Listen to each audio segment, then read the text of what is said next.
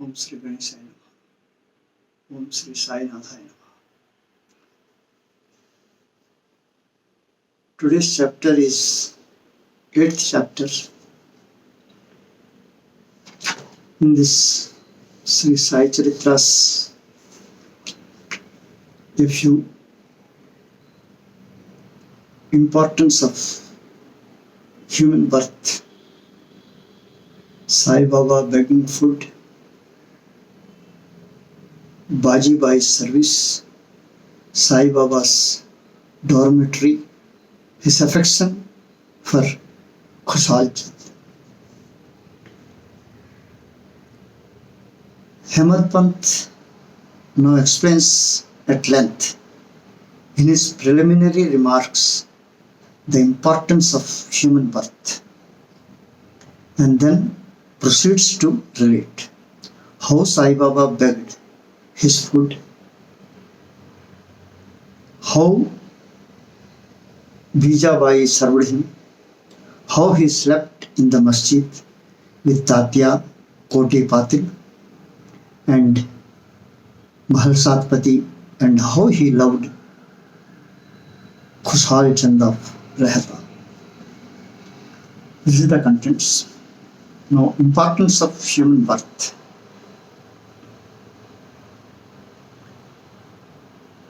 In this world, wonderful world, universe, God has created billions, 84 lakhs, according to Hindu Shastra calculation, of creatures, including gods, demigods, insects, beasts, and men, inhabiting heaven, hell, earth, ocean, sky, and other intermediate regions. Of these, those creatures are souls whose merits preponderate go to heaven and live there till they enjoy the fruits of their actions. And when this is done, they are cast down. While those souls whose sin or demerits preponderate go down to hell and suffer the consequences of their misdeeds. For as long as they deserve it. When their merits and demerits balance each other, then they are born on earth as human beings and are given a chance to work out their salvation. Ultimately, when their merits and demerits both are worked out completely, they get their deliverances and become free. To put the matter in a nutshell, souls get their birth or transmigration according to their deeds and achievements.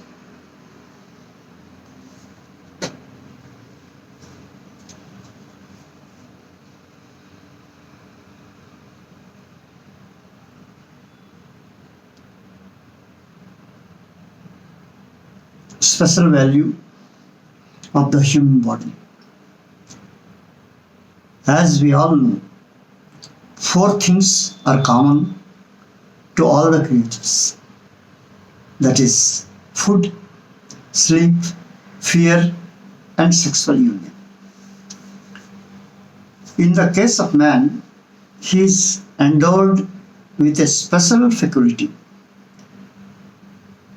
like knowledge, with the help of which he can attain God vision, which is impossible in any other species. It is for his reason that gods envy the human species and aspire to the born as men on earth, so as to get their final deliverances. Some says that there is nothing worse than the human body, which is full of filth, mucus, phlegm, and dirt, and which is subject to decay, diseases, and death. This is true to the creation extent, but in spite of these drawbacks and defects, the special value of the human body is that man has got the capacity to acquire knowledge. It is only due to the human body or on account of it that one can think of the perishable and transitory nature of the body itself and of the world, and have aversion for sense enjoyments, and can discriminate between the unreal and the real, and thus attain God vision. So, if we reject or neglect the body because it is filthy, we lose the chance of God vision. And if we indulge it and run after sense enjoyments because it is precious, we go to hell. The proper course, therefore, for us to pursue is the following: that the body should neither be neglected nor fondled, but should be properly cared for, just as a traveler on horseback takes care of his horse on the way till he reaches the destination and returns home. Thus, the body should ever be used or engaged to attain God vision or self-realization, which is the supreme end of the life. It is said that though God created various kinds of creatures, he was not satisfied, for none of them was able to know and appreciate his work. So he had to create a special being, man, and endue him with a special faculty with knowledge. And when he saw that man was able to appreciate his Leela, marvelous work and intelligence, he was highly pleased and satisfied. This was written in Bhagavad Gita 11.9.28. So, rarely it is fortunate to get a human body, better still to be born in a Brahmin family, and best to get an opportunity of being close to Sai Baba's feet and surrender him. Man's endeavor, realizing how precious human life is and knowing that death is certain and may snatch us at any time, we should be ever alert to achieve the object of our lives. We should not make the least delay, but make every possible haste to gain our object.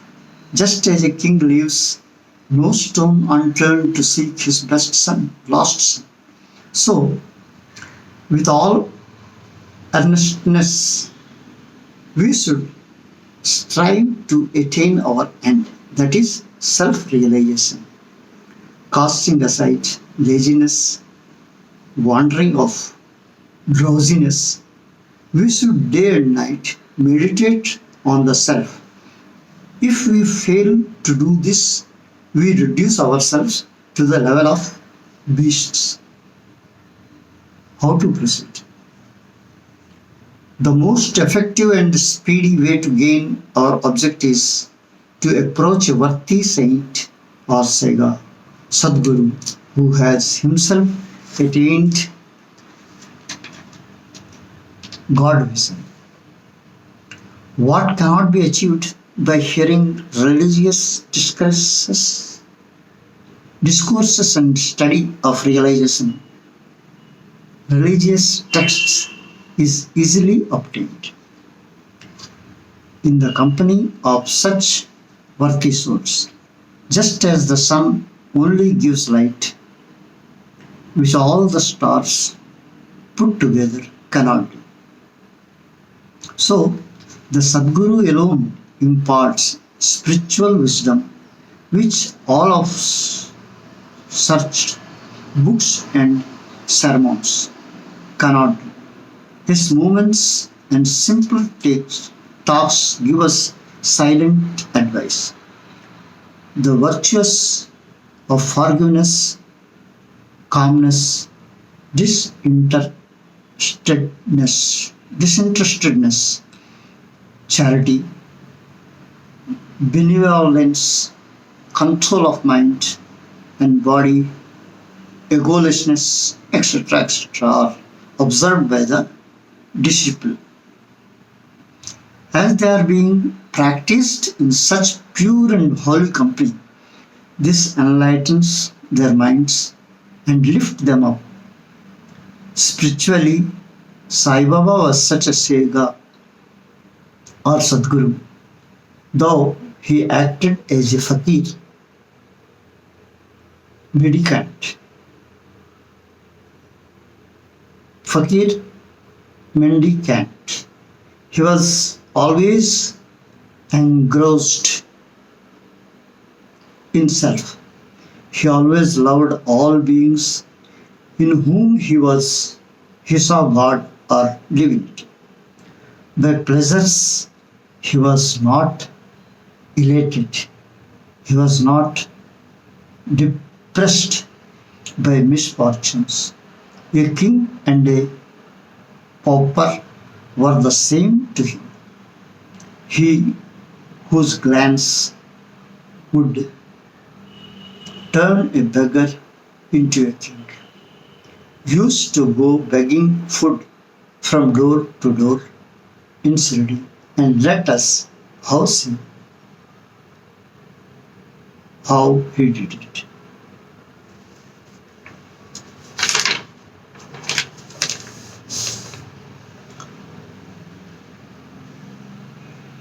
Baba begging food.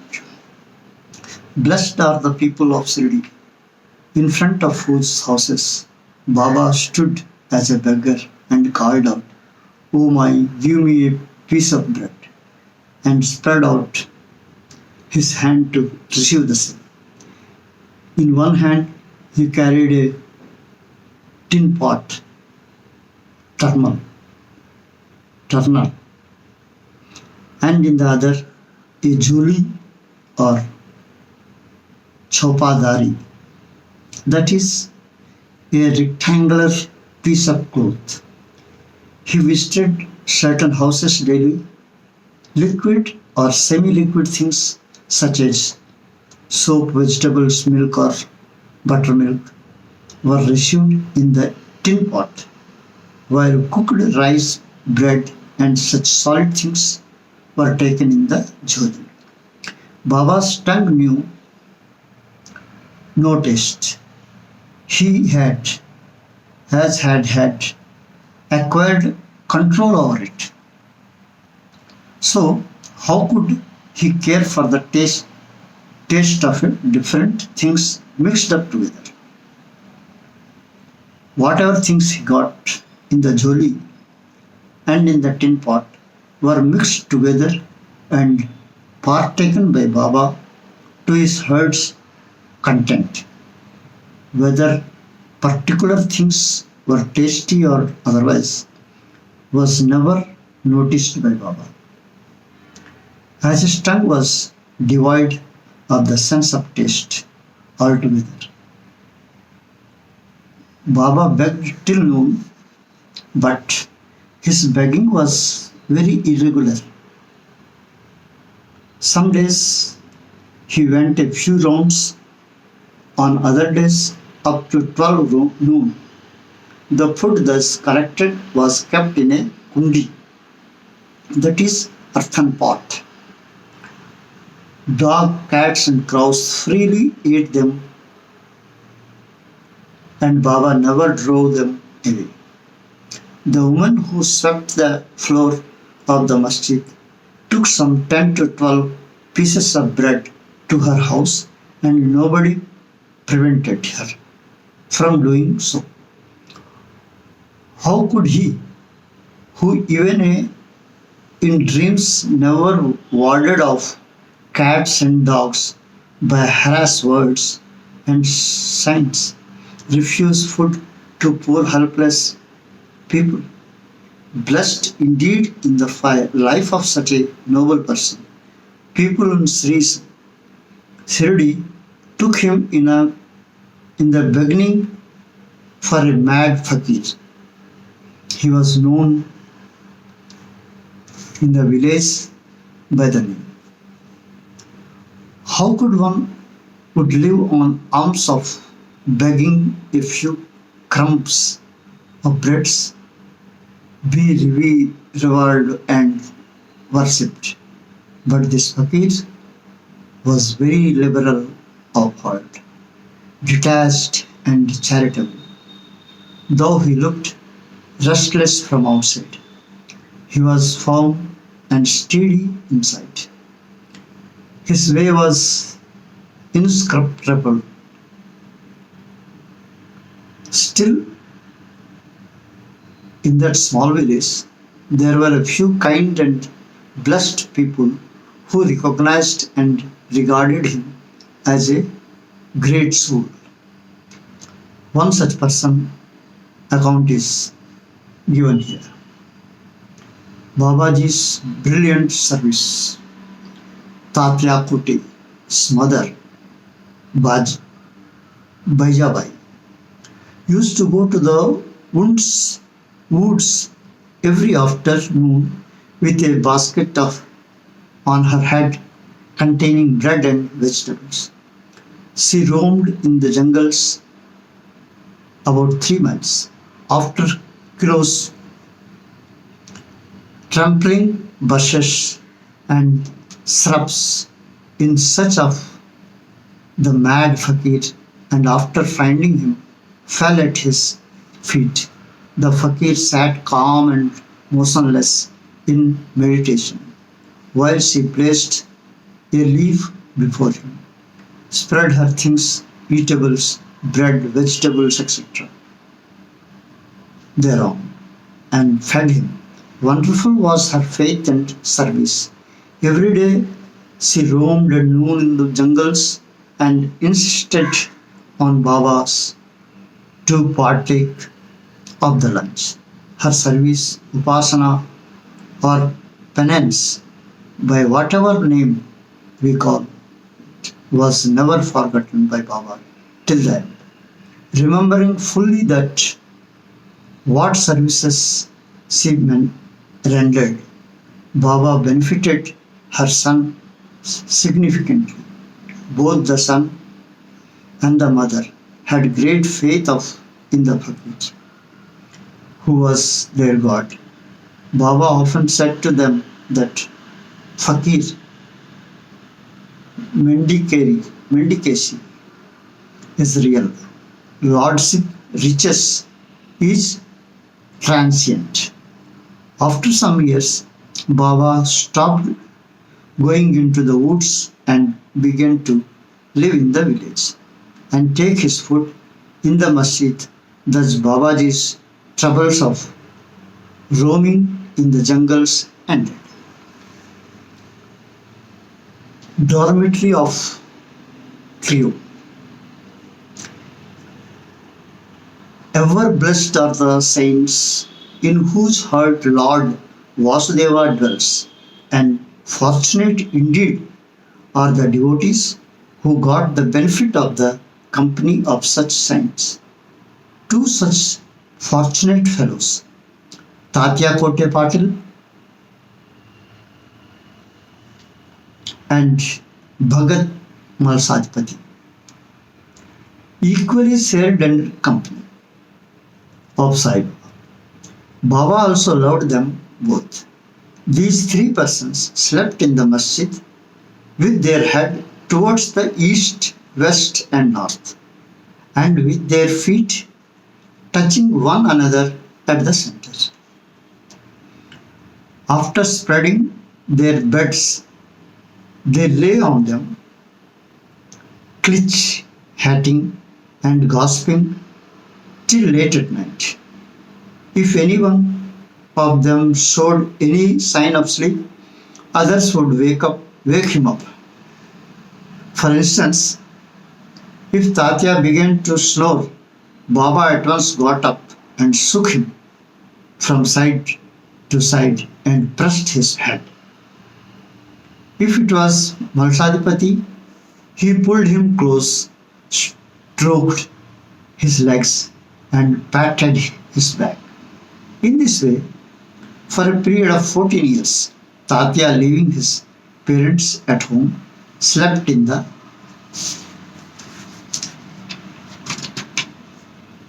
masjid. On account of his deep love for Baba, how happy and never to be forgotten were those days. How to measure that love and how to value the grace of Baba.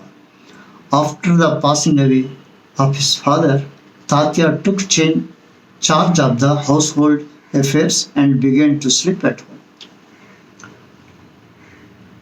Khushal Chand and Rahata.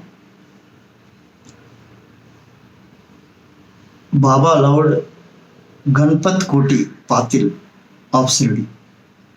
He loved Chandrabhan Seth Marwadi of Rahata equally.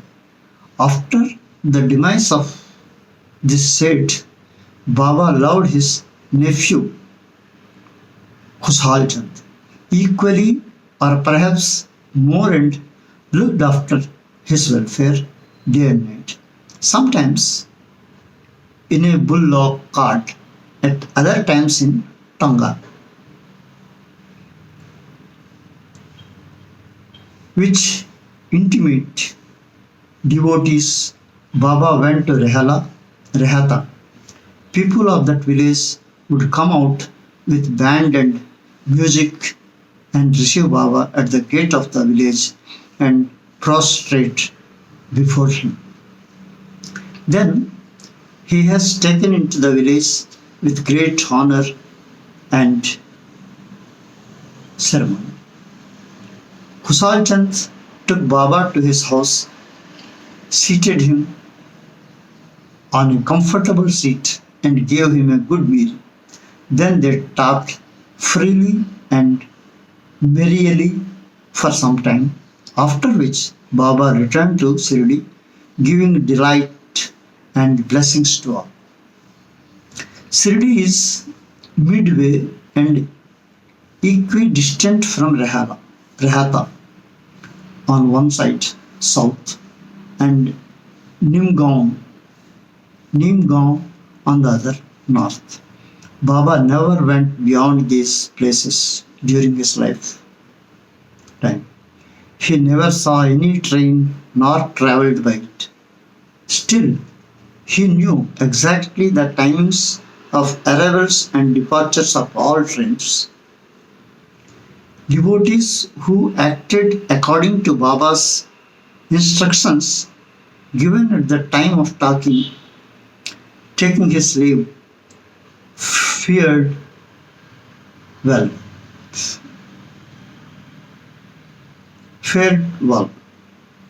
While those who disregarded them suffered many a mishap and accident. More about this and other matters will be told in the next chapters. Go to Sri Shirdi Sai. Peace to be all. Sarvam Sri Sai Nadharpanastu. Sai Ram, Sai Ram, Sai Ram. Sarve Jana Sukhino Bhavantu.